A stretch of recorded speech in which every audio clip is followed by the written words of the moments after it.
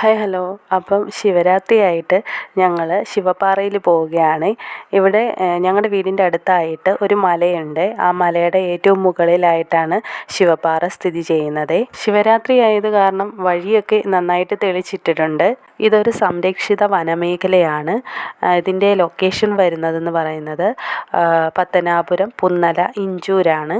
ഉണക്കായതുകൊണ്ടും ശിവരാത്രിക്ക് വേണ്ടി വഴി തെളിച്ചിട്ടിരിക്കുന്നതും കാരണം ഇത്തിരി നല്ല തെളിവായിട്ട് തോന്നുന്നുണ്ട്.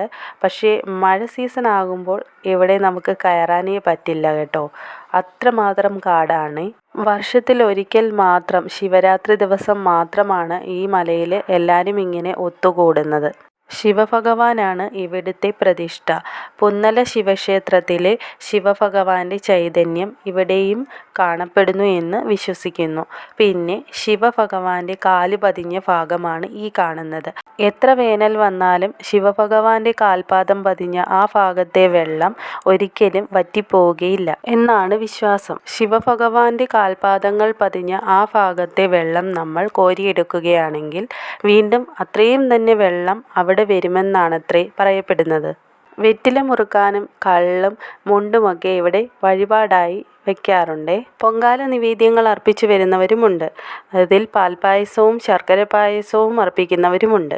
ഇവിടുത്തെ പ്രാധാന്യം എന്ന് പറയുന്നത് ശിവരാത്രിയുടെ അന്ന് രാവിലെ 6-6:30 കൂടി എല്ലാവരും ഈ മലമുകളിലെത്തും. ഇവിടെ വന്നിട്ട് പൊങ്കാല സമർപ്പിക്കുന്നവർ പൊങ്കാല സമർപ്പിക്കും.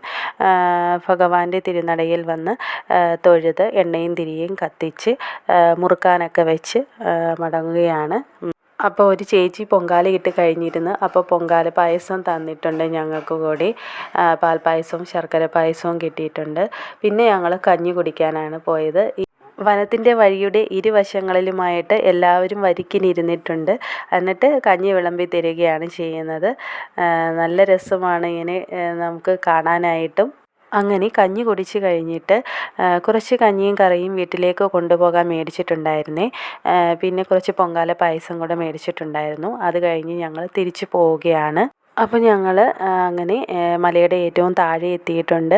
അപ്പോൾ ഇവിടെ ഒരു ചെറിയ ടാറിട്ട റോഡുണ്ട്. അതിലേക്കൂടെ മുന്നോട്ട് കുറച്ചുകൂടി പോകുമ്പോൾ ഞങ്ങളുടെ വീടെത്തും. അപ്പം ഇന്നത്തേക്ക് ഇത്രയേ ഉള്ളൂ. Okay, bye, thank U.